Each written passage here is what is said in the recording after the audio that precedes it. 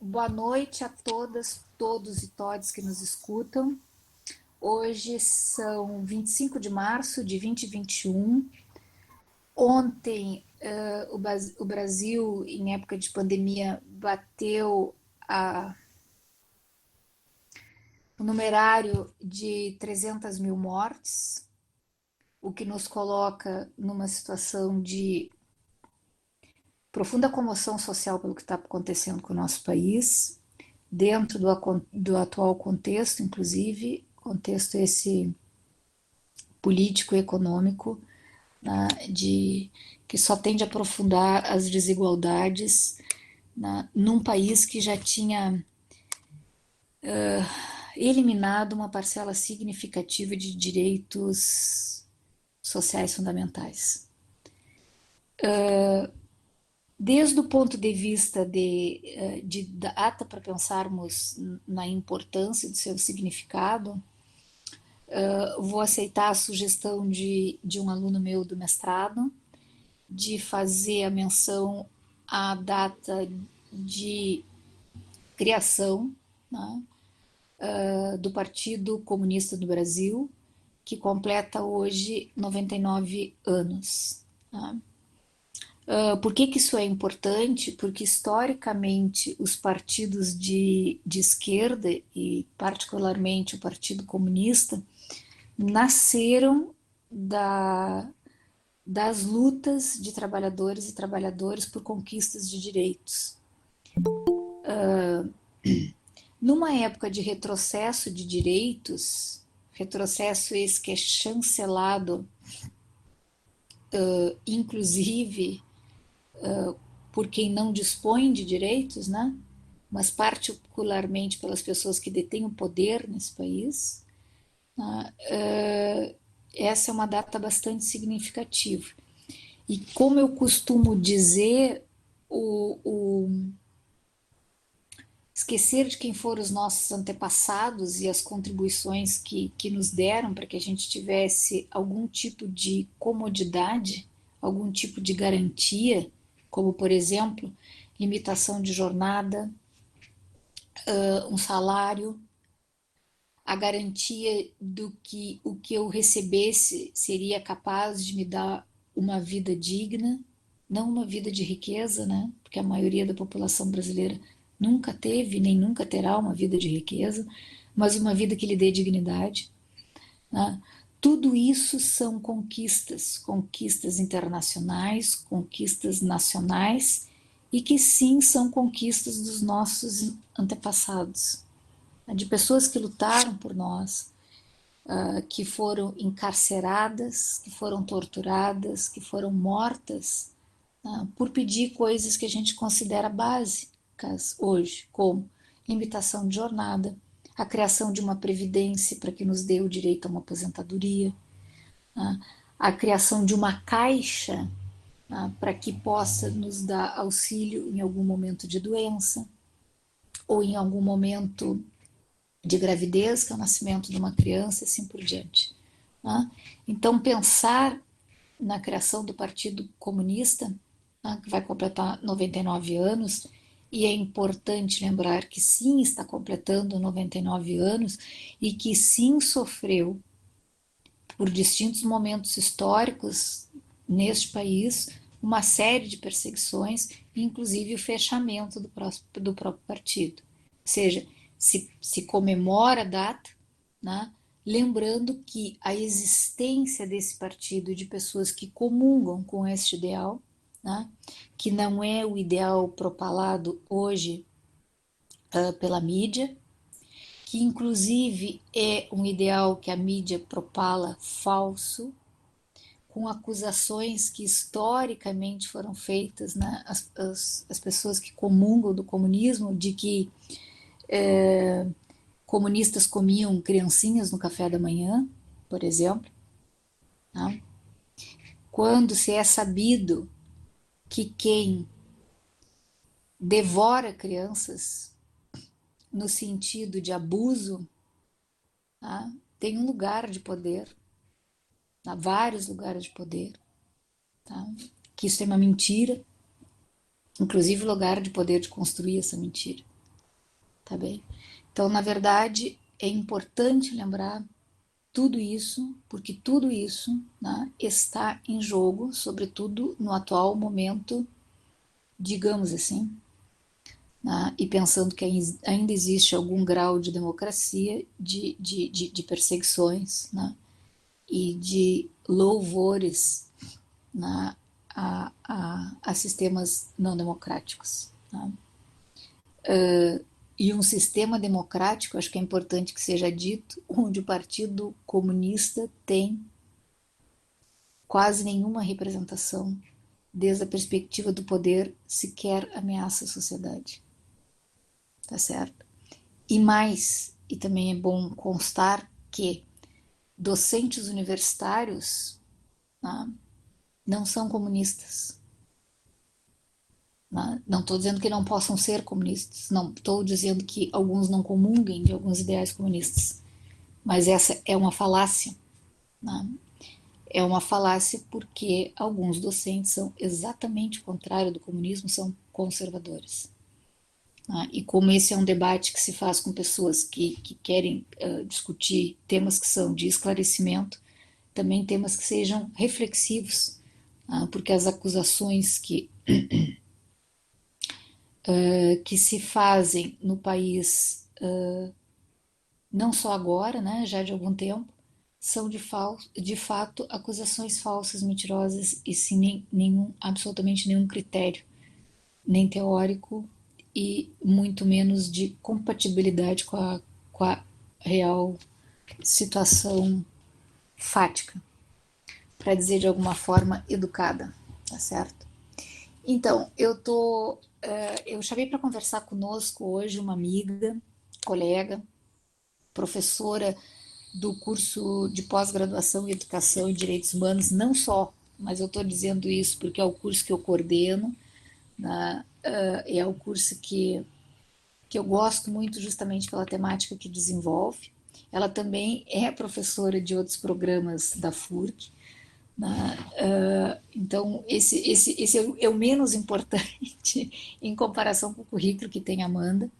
Tá, mas eu chamei a Amanda porque ela tem um grupo de pesquisa, algumas vezes dentro do meu tempo eu consigo fazer parte. Fiz alguns cursos com a Amanda, né? E todos os cursos que ela faz são muito bons, todos os cursos a gente sai revigorada dos cursos, né? E descobri nesses nossos encontros que ambas temos uma paixão em comum, duas eu diria. Uma delas, a cidade de o México enquanto país, sobretudo a cidade do México, né, que seria um dos lugares do mundo que eu pessoalmente escolheria para viver, não tenho a mais mínima dúvida. Né? E temos a outra paixão em comum, que é a Frida Kahlo. E se tem alguém que conhece a história da Frida Kahlo, é justamente a Amanda. Aliás, até podia fazer um outro encontro, já estou pensando para o futuro, para a gente falar da Frida Kahlo. Eu acho que seria uma coisa muito bacana. Eu acho que todo mundo que está nos ouvindo, que nos ouvirá depois e que está nos ouvindo agora, está de acordo com isso. Nós dá mais uma explorada na Amanda daqui a pouquinho mais, justamente para falar desta figura maravilhosa que foi a Frida Kahlo, que inclusive teve um romance com um comunista, né? Olha só, interessante isso. Né? E que depois, daqui a pouco, ela Vários pôs. romances, inclusive. Vários romances com vários comunistas. Isso, vários romances. Eu até fui no singular, pensando, quem sabe, no mais paradigmático deles, né? Mas é verdade, vários romances com vários comunistas. Né? Essa pessoa, assim, tão além do seu tempo, que parece nascida em 2021, nascida num 2021 de futuro, não exatamente o 2021 que estamos vivendo agora, que é um 2021 de retrocesso, tá certo? Então eu vou deixar a palavra para Amanda Mota Castro, professora da FURG, colega querida, amada, né? Aconselho a vocês a participarem do grupo de pesquisa dela, que realmente vale a pena, e dos eventos que ela for fazendo. E eu, quando ela fizer, ela me avisar, eu divulgo para vocês também. Já deixa esse compromisso prévio. Muito obrigada, Amanda. Te passo a palavra. Olá, então, boa noite. É um prazer estar aqui com vocês e um convite vindo da Sheila é quase uma convocação. E então eu aqui estou para conversar com vocês. Já coloquei aqui no chat para vocês os contatos do grupo Lélia Gonzalez, antes que eu comece a falar, porque quem me conhece sabe que eu sou professora e é o seguinte, nós estamos tudo em crise de abstinência, de ver gente, né, de tocar em gente, de falar. Então é isso, aí eu vou começar a falar e não vou mais parar de falar. Mas então já está aí para vocês os contatos do grupo Lélia Gonzalez. A gente tem muitas atividades aí, temos um grupo de norte a sul, nós temos um grupo que literalmente corta esse país e com muitas companheiras aí.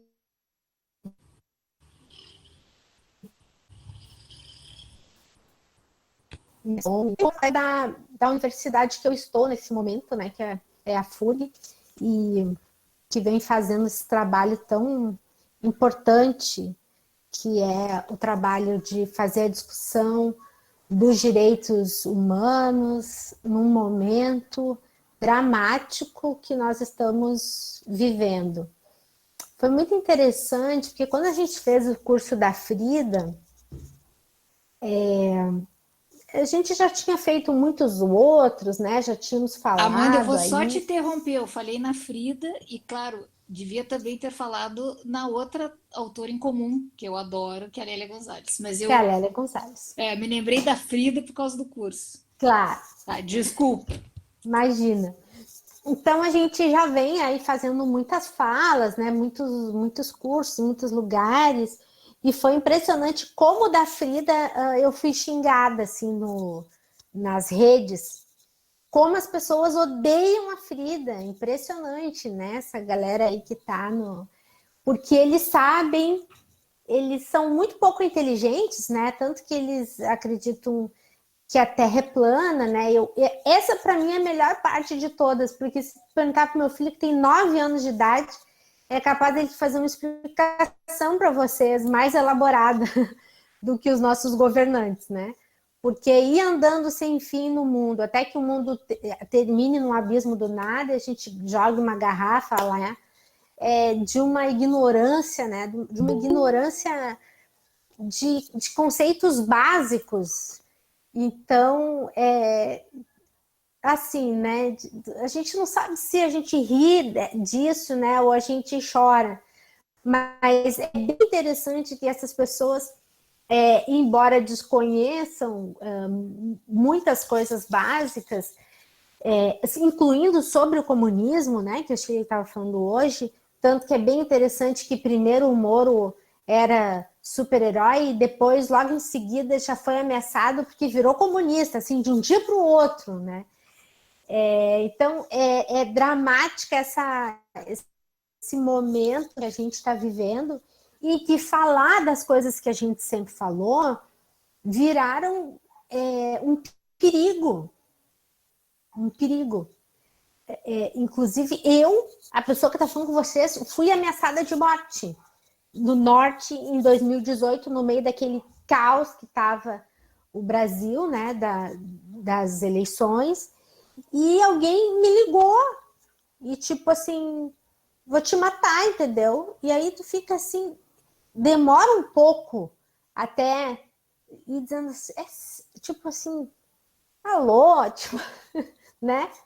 Mas e assim, e se vai pegar o que eu falei, que tá gravado lá na universidade, enfim, não falei nada que fosse algo assim extremamente revolucionário, compreende? Tipo assim, é algo que eu já venho falando há 20 anos, então não é nada assim. Mas isso gera, né, esses discursos de ódio que a gente está vivendo. Então, falar hoje em dia das coisas que a gente sempre já falou, é um desafio, porque hoje a gente é muito mais xingadas, eles pegam e invadem as nossas salas, né, de reuniões, invadem nossas páginas no Instagram, essa coisa toda. E aí, assim, nós vamos, né, caminhando aos trancos e barrancos. Esse é um mês muito reflexivo, acho que para todas nós, porque esse foi um mês que foi tirada a vida de Marielle, né? E foi ali o início de uma coisa muito sombria que acontece no Brasil, seguido, né? Depois desse 14 de março. E a pergunta que a gente faz continua: quem mandou o vizinho do presidente matar Marielle Franco? Então, de fato, assim, são tempos muito, muito sombrios, né? Como falava a Ana Arad. Mas, de toda forma, nós estamos aqui hoje para falar muito sobre os avanços que nós tivemos. E não por acaso, nós vamos ter grandes avanços quando nós tivemos uma presidenta mulher. E a gente vai falar sobre isso um pouquinho. Eu fiz uma linha do tempo, respeitando aí o limite do pouquinho do tempo que a Sheila me passou, e um pouco a linha do tempo, porque hoje a gente vai falar sobre movimento de mulheres. E se tem uma coisa que nós não conseguimos datar, é o movimento feminista. Ele não tem um início, ele não tem uma data que a gente coloca, ó, ele começou dia 21 de alguma coisa, né? Nós não temos como datar isso, porque historicamente sempre nós vamos ter as manas que tocaram horror na sociedade patriarcal, né? Se a gente vai lá pegar na Bíblia, dos Hebreus, se a gente for pegar, quer dizer, sempre vai ter uma total maluca que vai dizer, não, é o seguinte, ó, não quero fazer essas coisas aí que estão mandando fazer, quero fazer outra coisa. Então, aí o movimento feminista, então, esteve presente, né, na Grécia Antiga, esteve presente aqui entre as indígenas que foram quase em sua totalidade exterminadas, né, pelos europeus, mas enfim, nós sempre tivemos no mundo, em algum momento, ao longo da história. Isso é, para nós, um ponto final. Assim. Para mim, isso é uma conta fechada. A gente sempre esteve. Vai se ter uma discussão sobre ondas, que tudo bem, ok, mas a gente não data o início do feminismo. Algumas ousam falar ali, não, foi na década de 60, né? Porque ali começam os movimentos com maior força contra a cultura, e aí eu sou uma feminista que realmente vou rechaçar profundamente essa ideia da gente datar numa década um movimento que a gente sabe que vem lá da Grécia Antiga com a Safo, por exemplo, que é uma mulher que eu amo também. Então, quem estuda as mulheres sabe que nós sempre estivemos, embora sempre tivemos por um outro nome, né? Por um pseudonome ou por um anônimo. Se a gente pegar a história da literatura e ver o número de mulheres que escreveram com o nome de homens, ou a própria Colette, por exemplo, né? Que assinava com o nome do marido. E por aí afora, né? A história das mulheres é algo impressionante.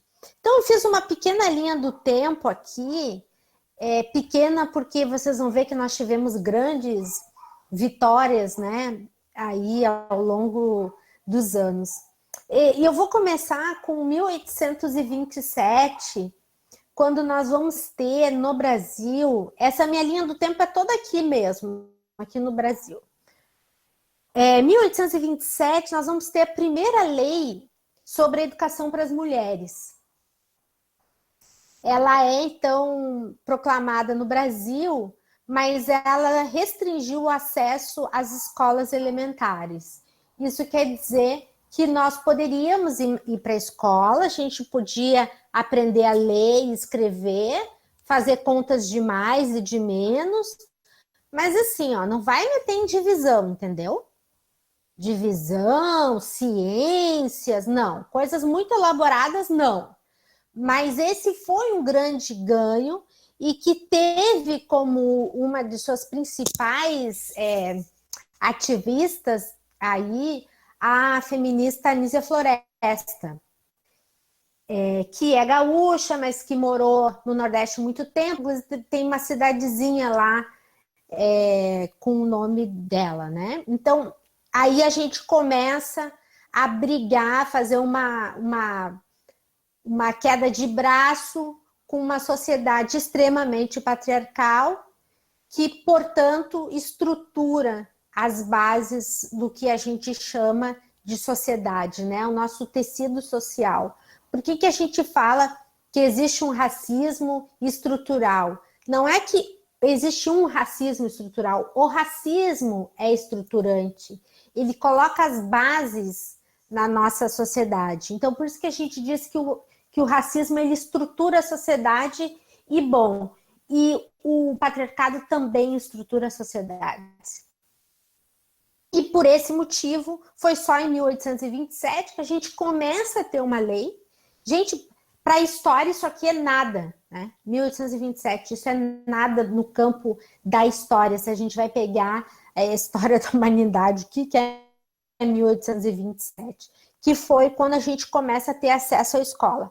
Bom, vale lembrar que nós estamos aqui ainda sobre o regime escravocrata, então quem estudava naquela época eram somente homens, e somente homens brancos, e somente homens brancos e livres, e somente homens brancos com um pouco de dinheiro, também senão não estuda, né? Então, quando a gente tem esse primeiro movimento de lei, ele vai privilegiar, sem dúvida, as mulheres brancas, né? Porque as negras estão nas senzalas, e as mulheres que têm algum dinheiro.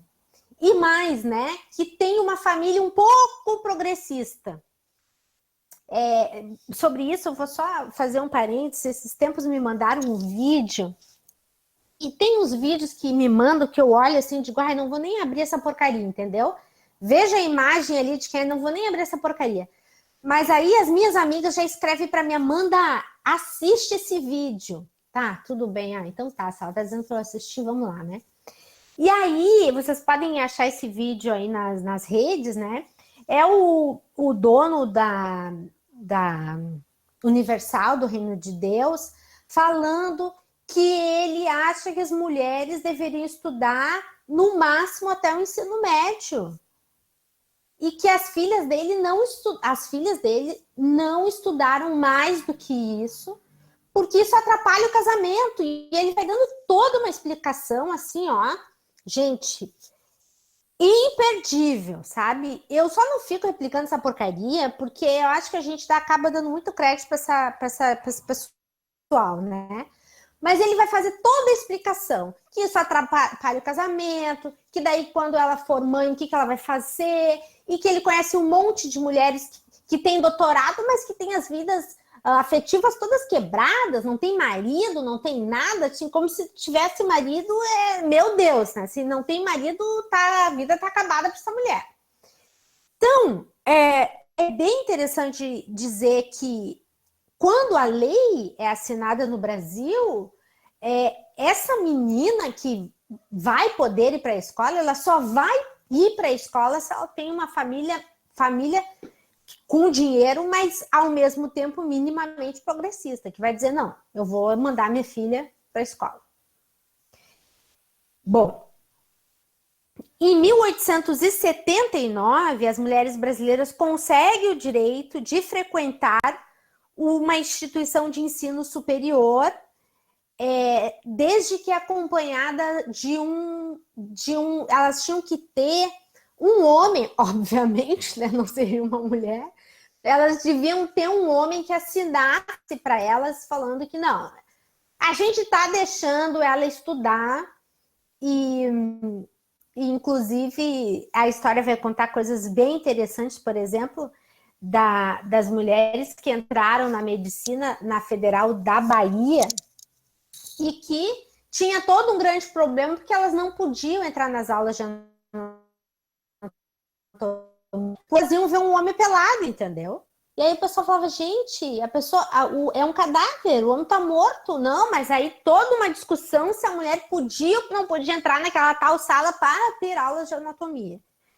Isso foi agora, gente, 1879, ainda sobre o regime escravocrata, né? Acho que isso é sempre importante a gente ir demarcando. Em 1885, a gente tem a Chiquinha Gonzaga, eu coloquei aqui, né? Que ela vai ter uma estreia como a primeira maestra brasileira e que também sofre profundamente com essa sociedade patriarcal. E em 1887, a gente tem a Rita Lobato Velho, que é a primeira médica formada no Brasil. E é bem interessante a gente ler a história dela, porque a gente se depara com esse tipo de relato, né?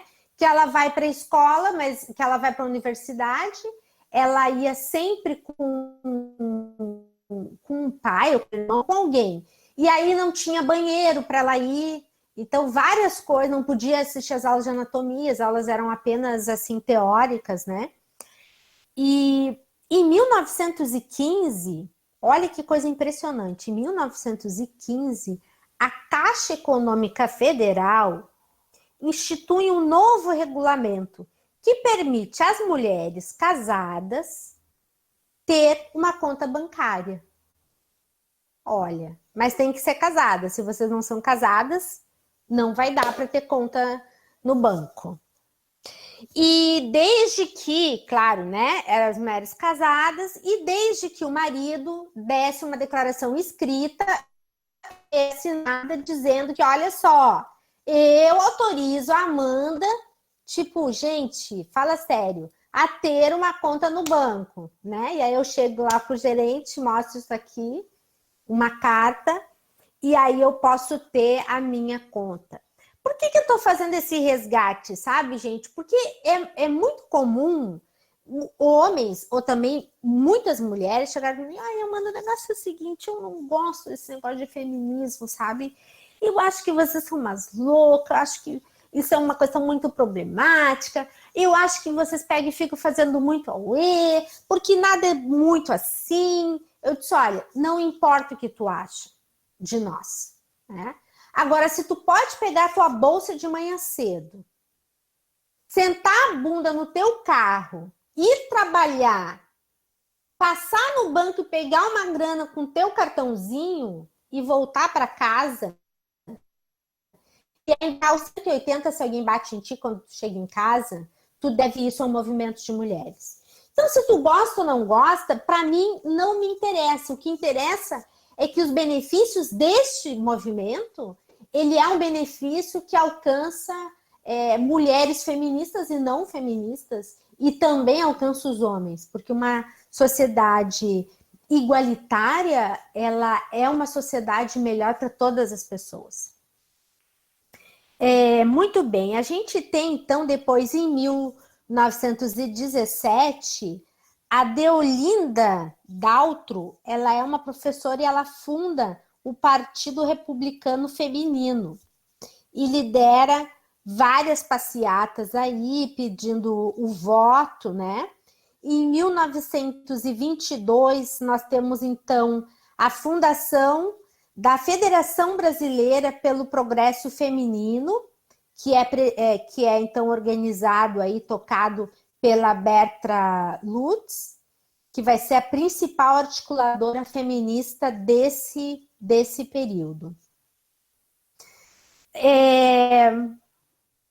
Deixa eu ver. Em 1932, a gente tem finalmente, então, no Brasil, a possibilidade do voto das mulheres. Novamente aqui, mulheres brancas, mulheres escolarizadas. Então, era bem pouquinha, né? Era muito pouco, mas de toda forma a gente tem aí um voto, e um voto muito. Ele foi um voto cedo. Se a gente pegar a história da luta do voto das mulheres, e vocês já devem ter assistido aquele filme Sufragistas. Então, o Brasil ele é um país que, de fato, esteve à frente aí, né? Com o voto das mulheres em 32. E em 34, nós temos a primeira deputada, a Carlota Pereira Queiroz. E em 45, a Carta das Nações Unidas reconhece um documento internacional pela igualdade dos direitos entre os homens e as mulheres. Bom, aí a gente já tem um contexto fora do Brasil, né? Nós estamos aí no fim de uma guerra que devastou todo aí o continente europeu. Então, nessa esteira aí que a ONU vai dizer que, olha, o negócio é o seguinte, vamos, né, fazer igualdade aí, todo mundo igual, mas a gente sabe que isso foi em 45 e não estou desmerecendo os papéis que são assinados. Esses papéis são assinados e eles são importantes. Se eles são cumpridos ou não, dizer, isso é uma outra questão, e é uma questão que Simone de Beauvoir já escreve lá no Segundo Sexo, lá na década de 40, quando ela vai escrever que os nossos direitos e as nossas conquistas, eles são extremamente passageiros. Eles não estão assegurados. Basta qualquer crise, qualquer coisa, não, já está questionado os nossos direitos e já está, inclusive, excluídos. Então, ela vai dizer que a vigilância feminina, ela precisa ser constante, porque esses direitos não são direitos permanentes. Assim como não é permanente o direito da classe trabalhadora, assim como não é permanente os direitos das populações negras, das populações periféricas, né? Então, a gente troca um governo, passa 2 anos. Gente, se nós formos pegar o quanto nós andamos para trás, nesses 2 anos e meio, é algo inacreditável. As próximas gerações vão falar sobre isso, seguramente. Então, isso é para dizer que os nossos direitos estão aí hoje, porque teve luta, mas não quer dizer que eles vão estar aí amanhã. Eles estão aí amanhã porque tem gente que segue lutando hoje, né? Muito bem.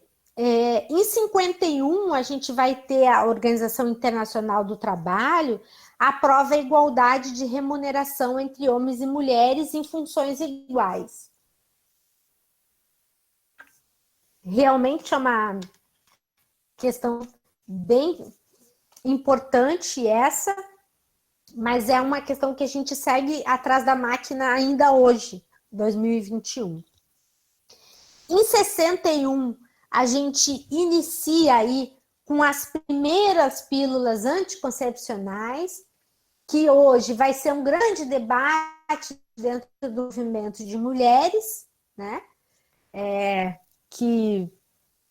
Por que a gente que tem que tomar e o que é o impacto desses hormônios todos no nosso corpo, e a gente vai fazer toda essa discussão.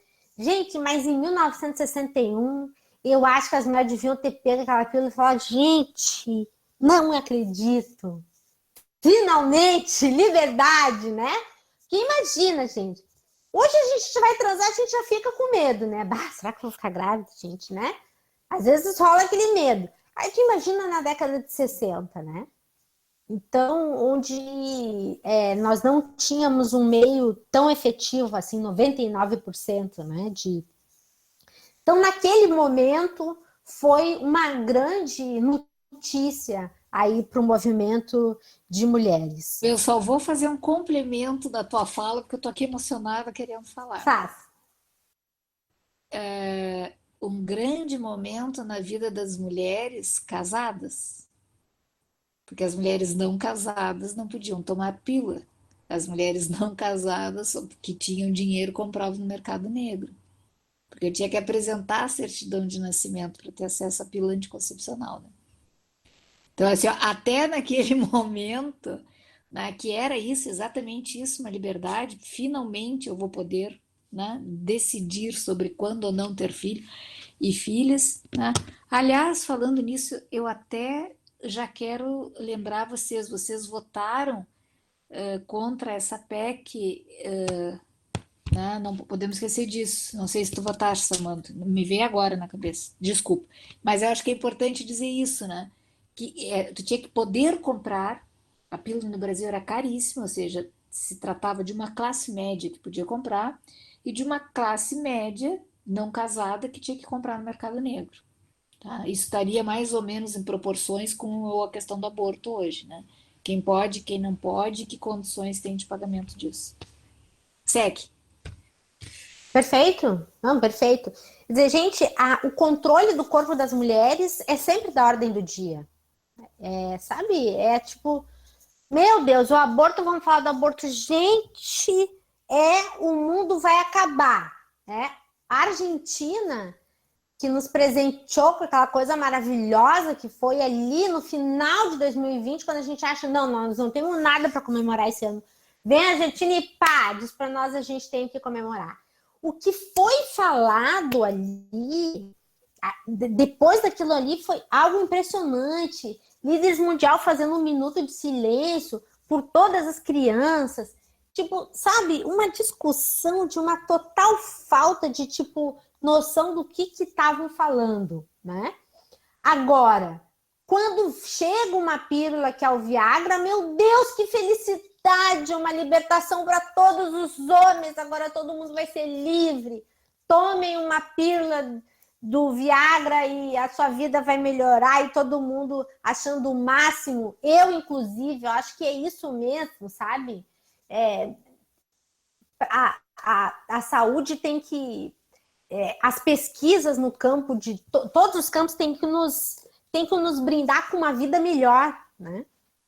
Então, é algo fantástico que acontece ali, né? O Brasil querendo quebrar a patente, fazendo toda uma discussão super ali, com muito afinco, com muita dedicação para botar isso no posto de saúde, para que todos os homens possam ter direito. Quando botam a pílula do dia seguinte no Brasil, gente, a casa cai, o Papa se pronuncia pelas crianças mortas. Meu Deus, mas que crianças mortas, meu senhor? Né? A gente tem o mesmo movimento com Viagra e tá todo mundo feliz. Vamos fazer filho, né? Tipo...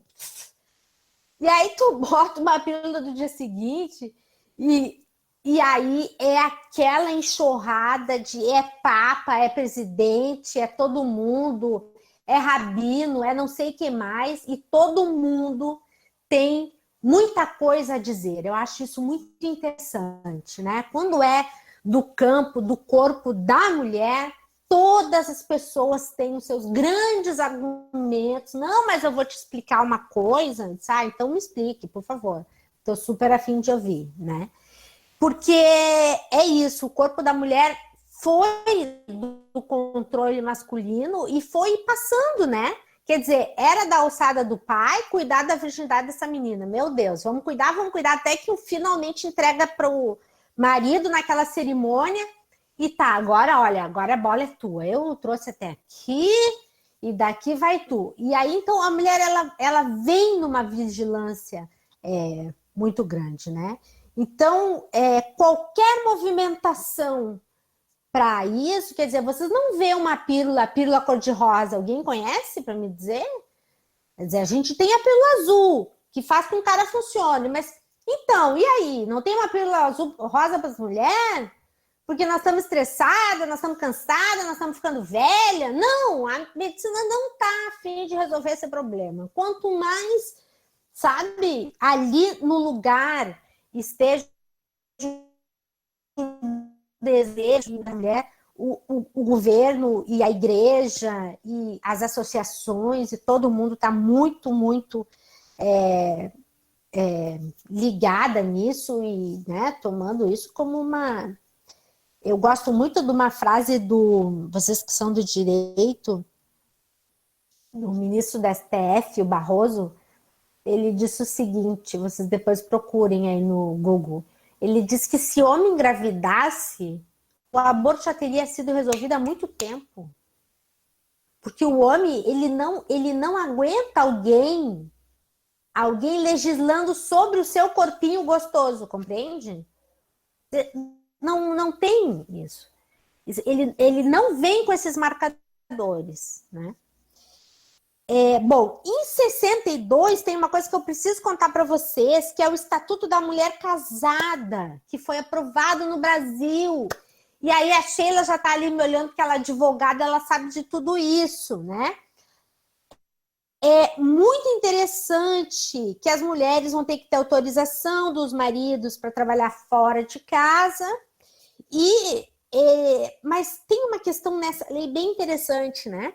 Porque até esta lei, os filhos eram propriedade do homem.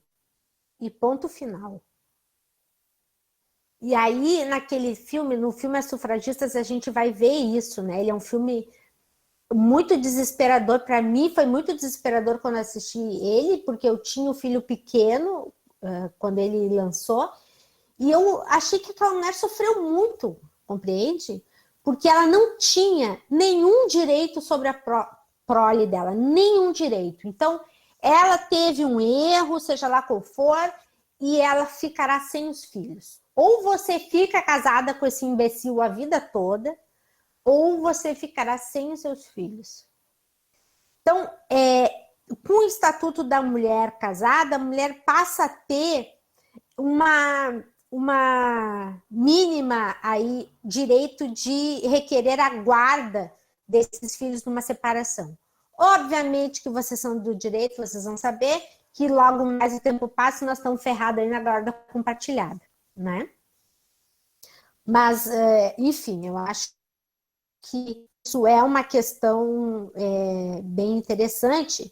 E em 75, a gente vai ter o Ano Internacional da Mulher, com a realização da primeira Conferência Mundial sobre a Mulher, e que foi criado, então, um plano de ação para ver como é que a gente vai fazer isso. Em 78, nós temos uma equipe brasileira que se inscreve no Sul-Americano, num campeonato sul-americano na Argentina. Elas se inscrevem com o nome de homens, porque nós tínhamos um decreto no Brasil, o 3.199, onde falava que as mulheres não poderiam participar de nenhum esporte de natureza, de luta, de nenhuma natureza, nem coisas de praia, né? Então, polo aquático, natação, esse negócio, nada aí a gente podia fazer. Então, elas vestiram de homens. E isso é uma grande questão na história das mulheres. Nós nos vestimos de homens para muitas coisas, principalmente para estudar. A Papisa Joana é um filme que relata isso, né? Bom, vamos dar um salto. Em 77 a gente tem a lei do divórcio, né? Que foi uma lei bem importante. E em 80 a gente tem o lema Quem ama não mata, que foi criado aí no meio da toda aquela questão que foi o julgamento do homem que matou a Ângela Diniz. E, inclusive, esse ser aí, numa das últimas entrevistas dele, ele disse que ele era feminista. Agora, procurem aí, Doc Strick fala que é feminista. Ele disse que ele era um feminista e que ele é dos direitos das mulheres. Gente, veja que loucura o que a gente está vivendo. Então, aí foi criado esse lema e nós temos a criação dos centros de autodefesa para as mulheres. Uma grande sacada de dizer o seguinte: vocês vão nos bater. Muito bem, nós vamos também aprender a bater, né? Então, foi ali na década de 80, a gente já tem, então, um núcleo de feministas no Brasil muito importante. A gente tem Lélia Gonzalez, a gente tem Beatriz Nascimento, a gente tem a Eliette Safiotti. Então, nós temos, academicamente, as mulheres fazendo a discussão sobre nós mesmos e a gente tem, então, um grande ativismo das mulheres aí, tentando se organizar. A gente estava aí durante a ditadura militar ainda, então tentando organizar as coisas. E uma das primeiras coisas é o seguinte, né? Vamos ter que parar de nos matar. Isso sempre foi uma questão para as mulheres, né? E em 83, nós começamos a criar os conselhos estaduais para discutir políticas públicas para as mulheres. Aí, nesse bolo aí, tá a Lélia Gonzalez, tá Luísa Bairros, está a ex-primeira-dama, Dona Ruth Cardoso. Ruth Cardoso, todas essas daí vão estar nesses conselhos, iniciando os debates. Gente, não tem Maria da Penha, não tem lei de feminicídio, não tem cota, não tem nada, né? E essas mulheres vão abrindo aí caminho com facão no meio do matagal, dizendo, não, a gente tem que criar política pública. E em 85, a gente tem a criação da primeira delegacia de atendimento especializado para mulher, que foi em São Paulo, e que foi uma lei do Conselho Nacional de Direitos das Mulheres. E, bom, aí nós temos um caminho sem volta, sempre um caminho sem volta, né? Em 87, a gente é criado o Conselho Estadual dos Direitos das Mulheres no Rio de Janeiro. Em 88, nós temos, então, a Constituição, que vai dizer aí que o racismo é um crime, né? A gente levou 100 anos para dizer isso em algum lugar, desde a escravidão. A Lélia Gonzalez foi uma mulher extremamente atuante nessa Constituição, e nós tivemos também, nessa mesma data, o lobby do batom, que vai fazer uma briga aí para a lei de cotas para as mulheres nos partidos políticos, que depois vai virar uma bagunça, né? Mas, enfim, é preciso garantir. Deixa eu ver aqui.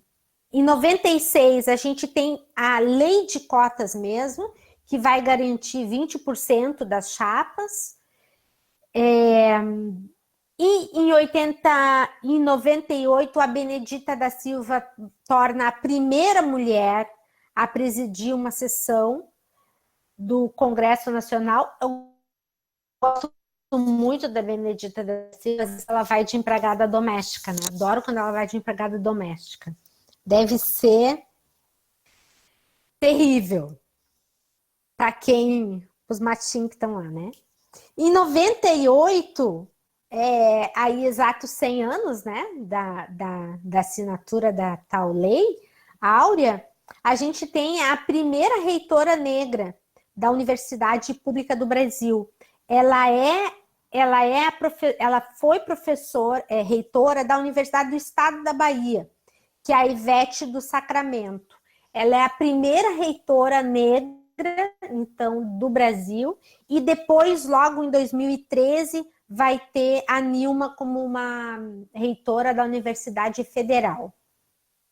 Bom, 2006, nós temos a Lei Maria da Penha, que foi... Aí eu acho que todo mundo aqui já estava por aí, né? Vejo as carinhas, mas aí já estavam. Então, 2006, 2006, a gente tem Lei Maria da Penha. 2011, a gente tem a primeira mulher a se tornar presidenta do Brasil, a Dilma Rousseff.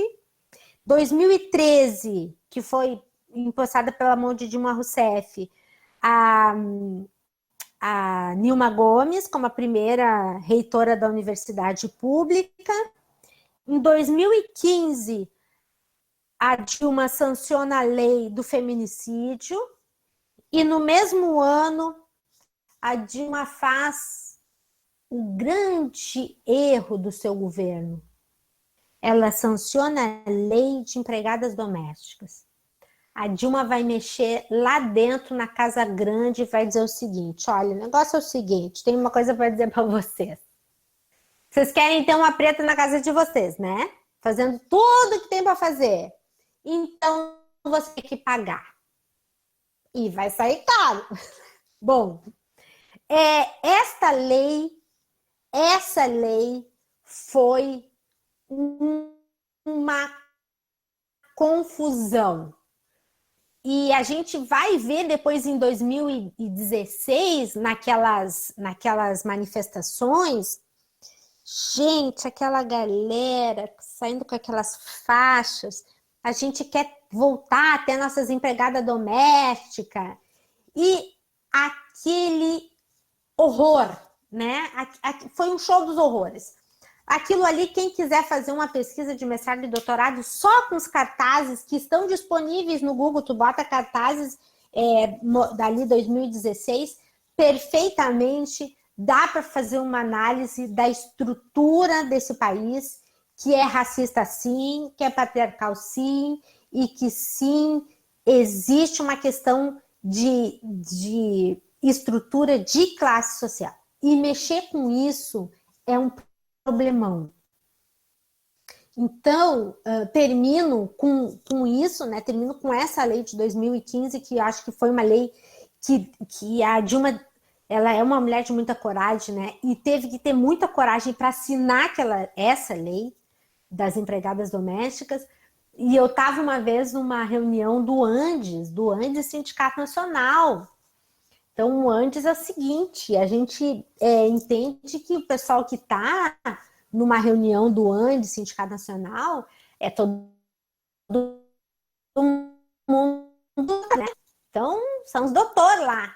E eu ouvi, isso está gravado, né? Não sei se alguém já destruiu essa fita, mas eu ouvi uma professora pediu a palavra, pegou o microfone e disse assim, ó, eu odeio o PT, porque antes do PT eu tinha uma empregada, a empregada fazia tudo para mim e agora eu não posso mais pagar minha empregada, né? Ela estava assim revoltadíssima com isso.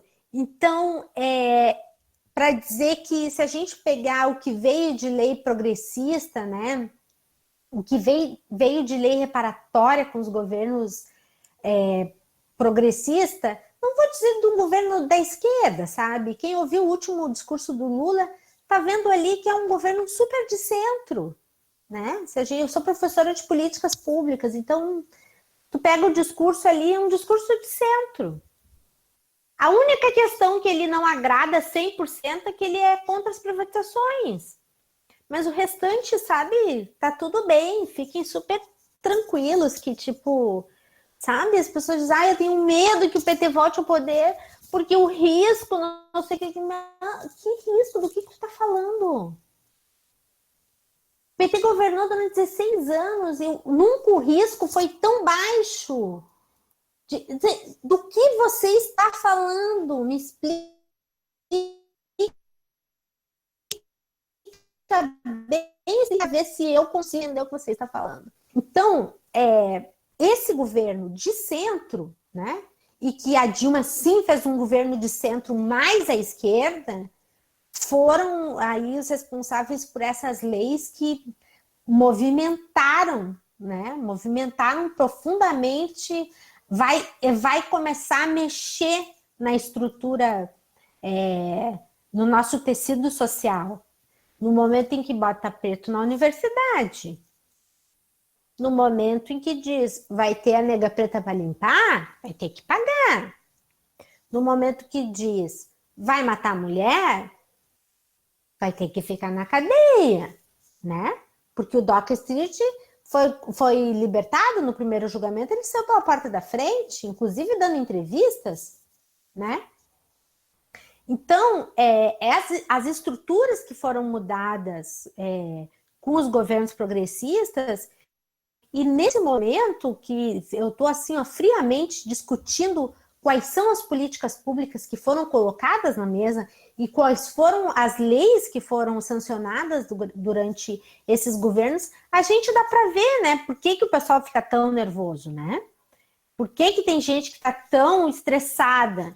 Porque é isso, porque é muito problemático ver preto na universidade. É muito problemático fazer reserva de vagas, né?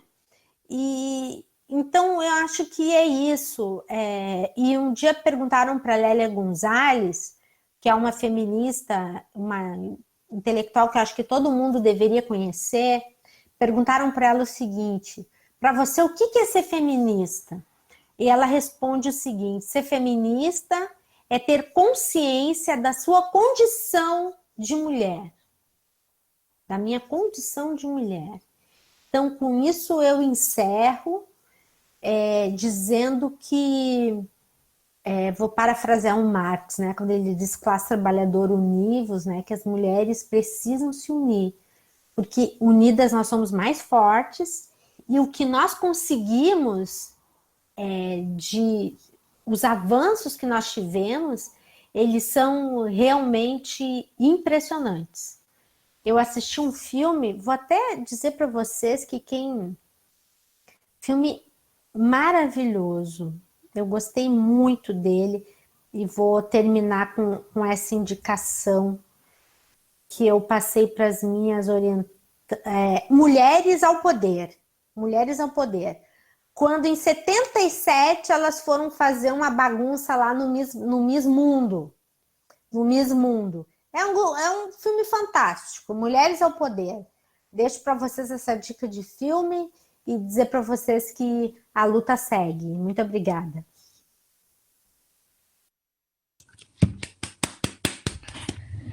Maravilhoso! Maravilhoso te ouvir. Eu tô aqui assim fervendo por dentro, né? Que é tão bom a gente poder escutar uma pessoa. Ó, tem mais gente ali dizendo que tá fervendo também. Escutar uma pessoa assim tão animada com o que fala, chamando a atenção dos problemas todos, né? Muito bacana tu te lembrar da Simone de Beauvoir na fala de que nossos direitos são sempre passageiros, né? E, na verdade, isso é uma consideração feita por Marx. Nós vamos ser presos por comunista hoje da noite. Não tem a mais mínima dúvida. Todo mundo, tá? Por quê? Isso é verdade.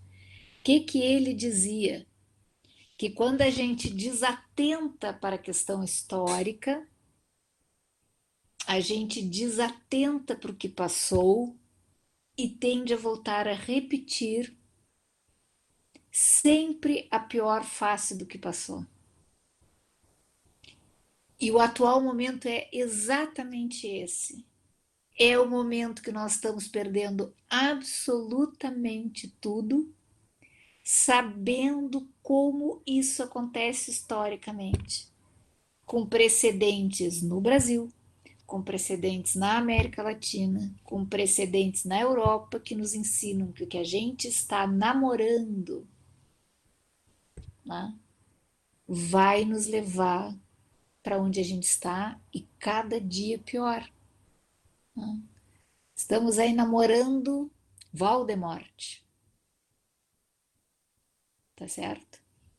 E namoro com Voldemort dá no que dá. Né? E o golpe dado na Dilma, e eu falei no golpe dado na Dilma todos os dias, né, do evento, do nosso debate, o golpe dado na Dilma foi dado justamente pela raiva.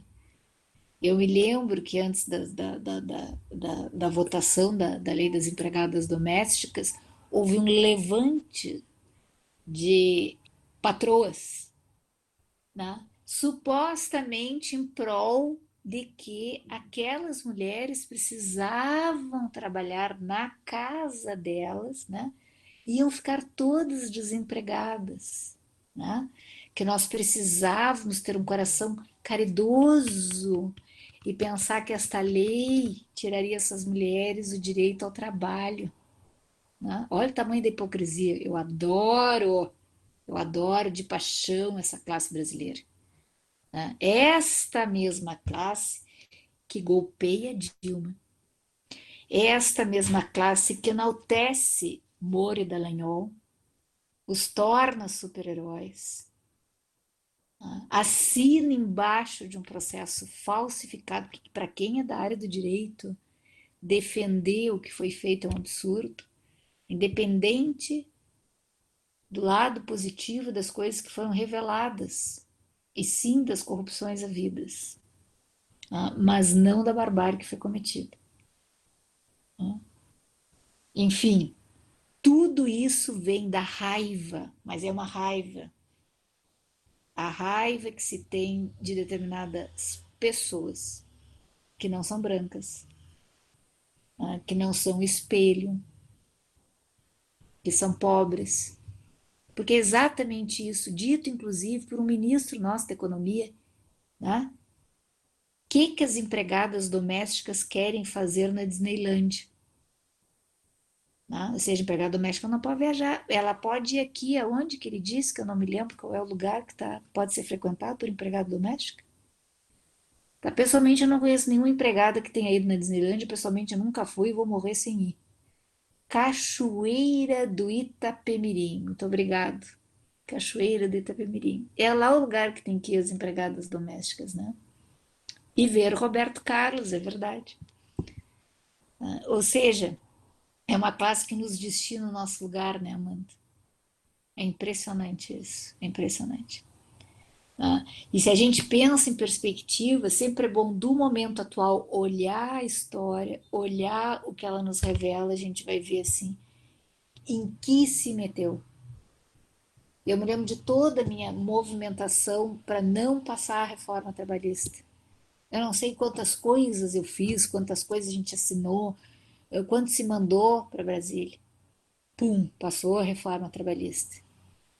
Aí eu me lembro o desespero que foi com a reforma previdenciária. Né? E um desespero que agora é muito maior, porque as pessoas sem trabalho nunca, mas absolutamente nunca vão se aposentar. Absolutamente nunca terão acesso a nada.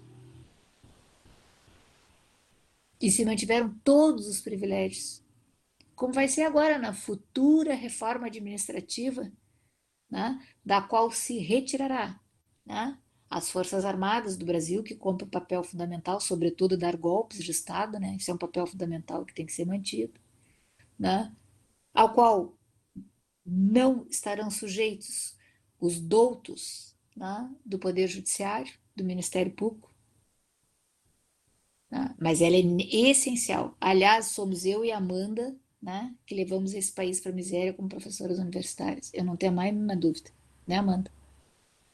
E aliás, eu me pergunto do que as pessoas têm medo, porque eu costumo dizer que na época dos governos, botemos entre aspas, progressistas, né? Eu me lembro que eu dormia, eu acordava o outro dia, eu não via a quantidade de gente miserável que eu vejo caminhando na rua, eu não via a quantidade de gente que vive comendo lixo na rua, eu não via, né? Eu também me lembro que era carésima a gasolina com R$ 1,80. Era carésima. Eu também me lembro que era insuportável poder comprar, insuportável. Eu não sei por que eu comprei, às vezes eu me pergunto, sabe? Eu pude comprar máquina de lavar louça, máquina de lavar roupa, mas é horrível, né? Por que a gente tem isso? Não sei. Por que é importante, né, Amanda? Olha, linha branca, ter geladeira, é desnecessário, né? Aliás, a gente não precisa ter acesso a nenhum tipo de produto de linha branca, né? Que mais a gente pode pensar? Né? Era insuportável poder viajar com um real paritário com dólar. Né? Deve ser ótimo poder viajar com um real a US$ 7. Deve ser maravilhoso. Até gostaria de saber para onde a gente viaja com esse potencial econômico que temos agora. Para o inferno, para o inferno. Né? Lúcifer estará de braços abertos nos recebendo a todos. Ou não. Tá? Não deve estar querendo concorrência no seu locus. Enfim, Amanda, quero te parabenizar pelo apanhado, tá feito. Né? Me lembrei assim de várias datas importantes contigo, né? Olhando assim, é tão pouco tempo, com tantas conquistas feitas, com tantas batalhas e quase nada garantido, né? Quando não acaba ruindo, né? Quando nós mulheres estaríamos na universidade lecionando, quando nós mulheres estaríamos na universidade propondo temas como estes, quando nós, pessoas não brancas, falaríamos de temas que importam a quem não é branco. Né? Mas é ruim. A democracia realmente, né? Bons governos progressistas, eles são terríveis, eles causam mal, né? Porque eles alertam as pessoas, né, dos problemas que existem. Enfim, eu vou precisar dar uma respirada, né, para a gente pensar e vou deixar aberta aí alguma pergunta, alguma fala que alguém queira fazer, tá bem? Eu te agradeço profundamente. Voltarás, né, para falar dessas duas grandes mulheres aí que foram mencionadas, entre outras tantas, nós vamos fazer aí uma fala sobre Frida Kahlo e Lélia, tá certo? E eu quero dizer mais uma coisa antes que eu me esqueça. Eu voltei a estudar, né, e vou botar assim por responsabilização do Vinícius, o que foi a Constituinte. Né? E eu era jovenzinha lá na Constituinte, assim, e aquilo foi uma das coisas mais lindas que a gente teve, mais linda. E a exígua, porque nunca se vota em mulher, participação das mulheres fez uma radical diferença na Constituição Federal de 88. Constituição Federal de 88, que tantos querem rasgar. Aliás, e que tem sido rasgada constantemente por quem tem poder, desde os distintos locos de poder. Né? Se minimamente preservar a Constituição deveria ser, para quem é da área do direito, um lema. Eu preservo a minha Constituição. Né? Porque quando eu me lembro do Ulisses falando que essa era a nossa Constituição cidadã, né? E o que nós temos de cidadania hoje, eu só tenho vontade de chorar. Né? Porque são poucos políticos que pensam assim, né? Lembrar que o povo é cidadão. E eu me lembro da frase dele: todas as brasileiras e os brasileiros têm que ter na sua casa a Constituição. Me lembro disso. Numa época que não tinha absolutamente nenhum meio como que a gente tem hoje, né, que nos dá as condições de ter a Constituição, né, de outra forma que não no papel. Né? Então, acho que isso é fundamental. Tá? Depois eu vou fazer uma observação sobre o Código Eleitoral de 32. Vou contar uma coisa, mas vou deixar para que alguém pergunte, fale, comente.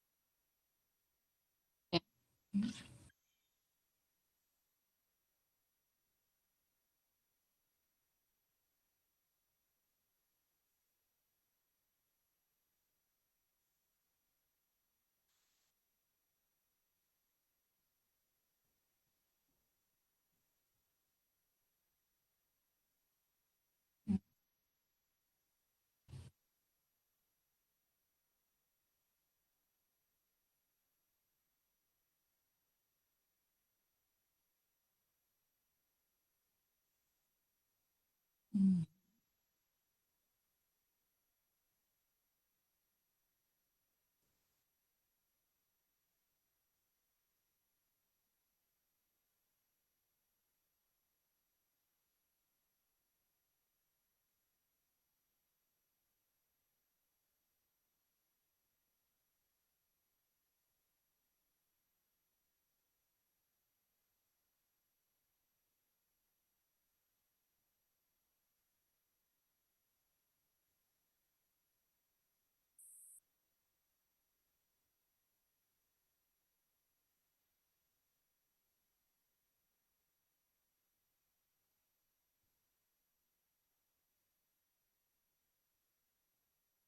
uhum,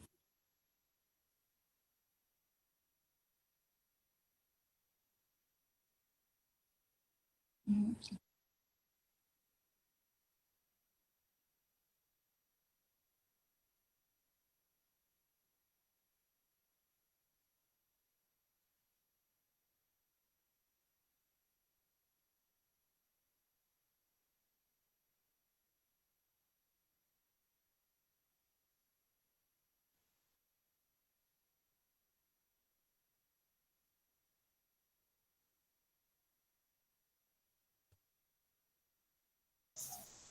Obrigada, eu que agradeço aí tuas lembranças dessas mulheres e vou te dizer que a primeira vez que eu pisei em Cuba é muito interessante porque a gente chega no aeroporto e tem o Fidel. E aí a gente pega um táxi e vai para qualquer lugar, tem o Fidel. E depois a gente vai para outro lugar, tem o Fidel e o Che. Aí depois a gente vai em outros lugares, tem o Fidel, tem o Che e tem o Camilo, que ia ser o nome do meu filho, mas eu perdi, né? Na, no Poder do Veto, ia ser Camilo por causa do Camilo. E aí é bem interessante porque eu cheguei na casa onde vivia o Che, né? Na última casa que ele passou em Havana. E aí as pessoas, tu quer vir ver o Che e tal. E é claro que eu queria ver o Che, porque eu adoro o Che, né? Mas eu digo, não, tô atrás das mulheres. Atrás das mulheres, me ver, né? Porque é, também aí na Revolução de Cuba, a gente tem importantes mulheres que estavam ali e a gente passa por Cuba e aí a gente entende o que é os esquerdomachos, né? Que a galera tanto fala e o pessoal fica bravo, os meus companheiros ficam bravos. Ai, Amanda, lá vem vocês falar. Eu digo assim, olha, nós estamos em Cuba e vocês viram alguém mais além do Che, não, além do Fidel, do Che e do Camilo algumas vezes, né? E, então é isso, né? É muito conveniente apagar as mulheres e mais, é muito fácil apagar as mulheres, né? É muito fácil botar as mulheres avental e dizer que elas lavaram as roupas e fizeram comida para a revolução, para qualquer lugar. Então essa esteira, assim como a sociedade, como embranquece as pessoas, né? Eu estava falando esses dias com meu companheiro que eu cresci e li Machado de Assis achando que ele era branco. Levou 20 e poucos anos para descobrir que ele não era branco. Gente, é sério isso? Então, muito fácil para fazer isso. Isso não é um movimento difícil de fazer, né? O mundo ele é masculino. Ele é masculino.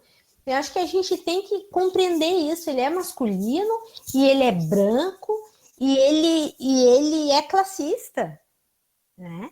E acho que quando a gente compreende isso, a gente consegue compreender com tranquilidade como é simples, então, a gente colocar que o Machado de Assis é branco, né?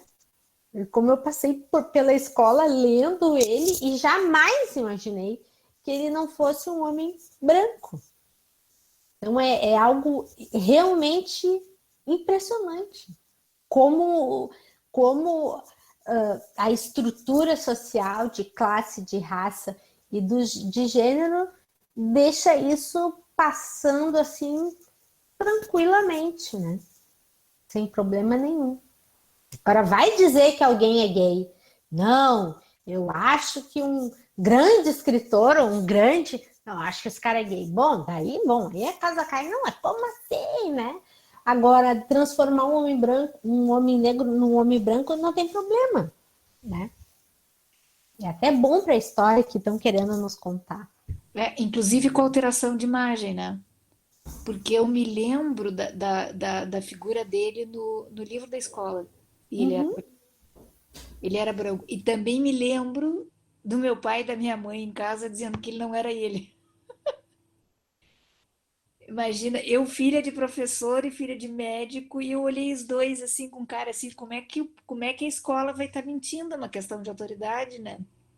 E aí a minha mãe diz, é assim, ó, filha, criam assim, mas tu faz de conta que tu acha que ele é branco. Porque não dá pra gente dizer que ele não é, né? Né? Em época de ditadura militar, tu tem que ficar quieta. Né? É assim que eu fui educada. Né? Assim, tu não pode falar. Né? E eu me lembro uma vez que eu não queria marchar, né? Que é assim que a gente acaba sendo educado, não queria fazer a marcha, aquela obrigatória que nos faziam no 7 de setembro.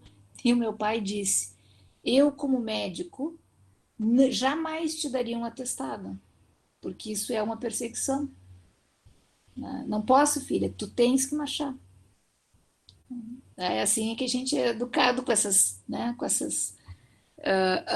esses diferenciais que é o que vai nos marcar a vida inteira, né? Tem que estar sempre se escondendo e aceitando essas coisas que são falsas, né? Parou a imagem da Amanda. Será que ela está nos ouvindo? Deu um clique. Não sei como é que vocês estão. Aqui parou também. Aí parou também. Aham. Vou para ti. Acho que eu vou ligar ali para ela. Será que ela perdeu a conexão? Acho que ela. Uai, perdeu, né? Perdeu. Acho que ela saiu para entrar novamente. Então vamos esperar. Caiu! Vamos lá, vamos ver se ela caiu e se ela consegue voltar. Eu acho que a internet dela tá ruim. Que ela já tinha parado antes. Deu fundo, Caiu. parou.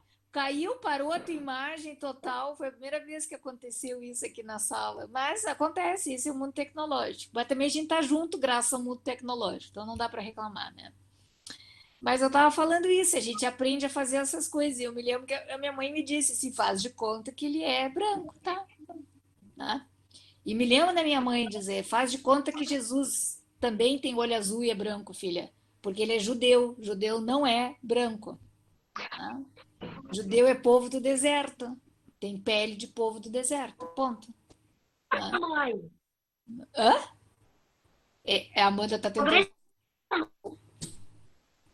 Diga! Tá muito ruim a conexão. Eu vou desligar a minha imagem e o meu coisa para ver se tu consegue entrar.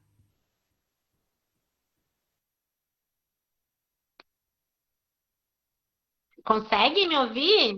Te escutamos perfeito agora. Como era progressista a tua mãe? Sim, minha mãe era muito progressista.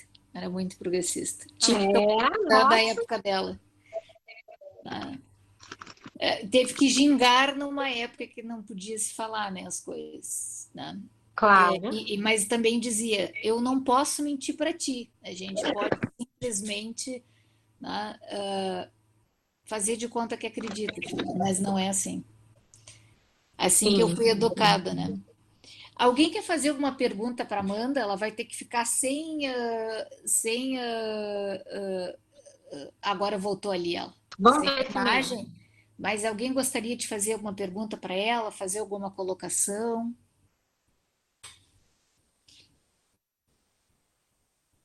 O pessoal está silencioso, ficou meio. Ah, vai lá, Eduardo. Prof, eu acho que eu posso dar algumas palavrinhas assim, mais a questão de agradecimento mesmo pela fala. A fala da Prof. Amanda atravessou a história do país, né? Acho que até a história da humanidade no que tange a não existência de um marco inicial do movimento feminista, o que foi uma colocação que me marcou bastante. A gente até começou falando sobre o Partido Comunista Brasileiro, o aniversário de fundação, e daqui eu cito, seguindo os moldes do colega Vinícius, a Olga Benário, que esteve presente na composição, que era uma mulher, uma judia, uma mulher mãe, que foi enviada ao regime nazista pelo governo, foi deportada, e com o aval do Supremo Tribunal Federal. A gente também falou da Frida Kahlo, que era uma mulher comunista, embora o capitalismo e a lógica liberal queira se apropriar da imagem daquela mulher revolucionária, a gente está aqui para jamais esquecer e pontuar sempre que ela era uma mulher comunista. Então, a gente pode tirar como encaminhamento de que nós sempre estivemos aqui, de que nós estamos aqui, nós persistimos em continuar aqui, lutando pela nossa existência.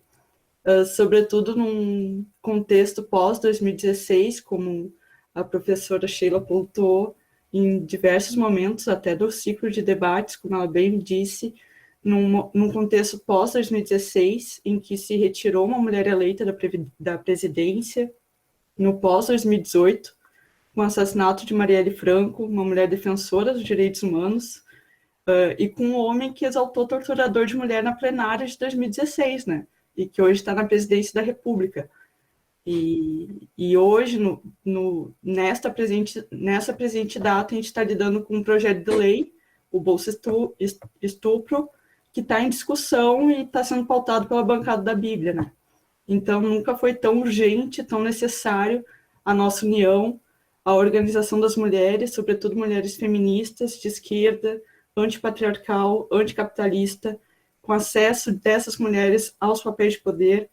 E acho que aqui fica uma afirmação de que nós estamos organizadas, nós estamos prontas, nós estamos ocupando esses espaços, a gente está em espaços deliberativos, espaços consultivos, em câmaras legislativas, e a gente precisa que esse espaço seja ampliado e que nós precisamos lutar para permanecer neles, que eu acho que é a questão mais sensível, porque a gente tem que lidar com a violência política, a gente tem que lidar com a ofensiva neoliberal que persegue nossos corpos, e aqui a gente continua nessa tentativa de sobrevivência, não só no mundo, no contexto geral, mas nos espaços que nós ocupamos.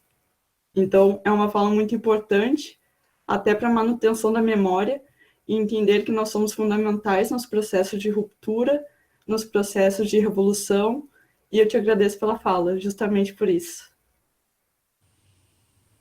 Obrigada. Fala profunda, hein? Vai lá, amor. Muito nossa! E já estava construindo um argumento comigo aí, né?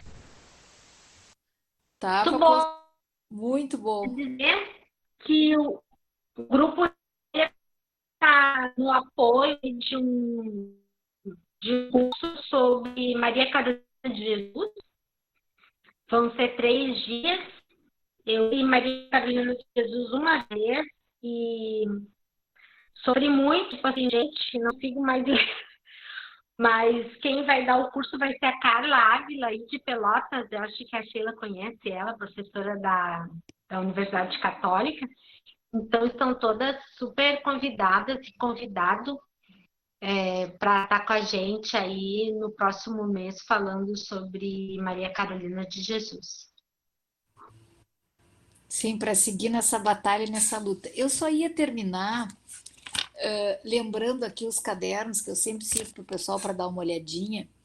Quando eu escrevi os cadernos, eu faço menção né, uma página ao Código Eleitoral de 32. Aí eu me lembro ali que o pessoal da editoração chegou e disse: ai, professora, por que a senhora só não põe o link do código? Me lembro dessa frase. E eu disse: por que não? Porque eu sei que é fácil a gente achar em qualquer lugar da internet, não é disso que se trata, mas é que nem sempre a busca é fácil e é melhor ter na mão, porque o código fala de algo que é muito importante, né? E eu deixei destacar duas coisas. Primeiro, fala na exclusão dos analfabetos, né? E justifica porque se excluem as pessoas analfabetas, né? São óbvios os motivos pelos quais devemos manter a exclusão dos analfabetos do exercício do voto. Eles não poderão expressá-lo como quer a ciência técnica eleitorais. Admiti-lo seria quebrar os princípios fundamentais do sigilo e, portanto, a liberdade de voto. Naquela época, vamos dizer assim, que até tinha algum sentido, né? Já que a pessoa não sabia nem ler nem escrever. Mas daí vem os motivos, né? Eu até acho incrível que naquela época se justificava mais as leis que hoje em dia. Eu acho isso interessante. Então, assim, por que admitir mulheres? Com respeito à mulher, confessamos que, em princípio, é a parte feminina da sociedade tão capaz de exercer esse direito e digno dele quanto a masculina. O ponto delicado é saber em que condições se deve arrojar a mulher no turbilhão dos comícios e na agitação dos parlamentos. Se, em geral e abertamente, como os homens, aliás, também sujeita a condições de alfabetização, meios de vida, etc. Ou se, especificamente, sob certas condições especiais, atendendo mais à conveniência e aos costumes da atual sociedade civil do que aos interesses e desejos de algumas representantes do belo sexo. Aliás, expressão que é russoniana e que cruzou o mundo pelo Rousseau, porque ele sempre nos qualificava de belo sexo. Ou dos tendenciosos propagandistas da igualdade política entre os dois. Tá certo? Tendenciosos propagandistas da igualdade. Inclusive nos tira e nos desacredita como o movimento de mulheres, porque do jeito que está escrito aqui, parece que algum homem estava nos defendendo. Aliás, esse homem até tinha nome, o que queria aprovação, mais de um, aprovação dessa lei, por um motivo político para ganhar votos para si próprio, tá certo? Mas desqualificou o movimento de mulheres. Dizem que, por terem consultado o primeiro desses interesses, é que, em geral, os povos latinos ainda não outorgaram à mulher o exercício do direito de sufrágio. Os anglo-saxões e os escandinavos o fizeram primeiro. A Inglaterra, a Suécia, a Noruega, a Dinamarca, a Finlândia, a Áustria e a Nova Zelândia. Por algo será que em 2021, né, todos esses países estão em melhores situações do que nós, né? Sobretudo os governados por mulheres. Não é isso? A Nova Zelândia, né, está em um processo de não Covid, por exemplo. Concederam às mulheres, antes da Grande Guerra, direitos políticos mais ou menos semelhantes aos dos homens. Depois leiam, é muito interessante ler o código e pensar que hoje, em 2021, temos desde um presidente da República, desde uma ministra que fala em direitos humanos, alguma família e não sei o que lá, e da mulher, né? Uma coisa assim, não me lembro. Eu tenho tanto pavor que eu não consigo nem reproduzir, né? Repetem coisas, isso é muito interessante, sobretudo para nós da área legal, né? Que foram escritas, esta, por exemplo, em 1932, o Código Penal e na década dos 40, ou seja, desde a perspectiva jurídica, é como se nos tivessem largado, né, em 21, no início daquele século. E é capaz, inclusive, dessas pessoas que escreveram essa exposição de motivos serem mais liberais do que a nossa sociedade hoje, o que, todavia, é muito mais contraditório, tá certo? Então, assim, ó, Amanda, já são 15 para as 9, já tomei teu tempo, nós temos famílias, né? Todos aqui têm outras. Ainda que seja maravilhoso conversar contigo, virás mais de uma vez, vou te convocar, já que dissesse que é uma convocação, te convocarei, tá, a participar aqui conosco de outros debates. Tá? Vou divulgar na plataforma as lives, os cursos que tu fazes. Né? O Vinícius já está participando, né? Então outros tantos podem se integrar. E quero terminar agradecendo a todas, todos e todos os presentes aqui e também quem quiser nos acompanhar depois, tá? Pela escuta aí do debate que foi realizado. Um beijo bem grande, Amanda. Eu falo contigo um pouquinho agora no WhatsApp. Boa noite para vocês. Tá? Até o nosso próximo evento. Um abraço. Obrigado por tudo, Vinícius. Tchau, pessoal. Um abraço, até a próxima.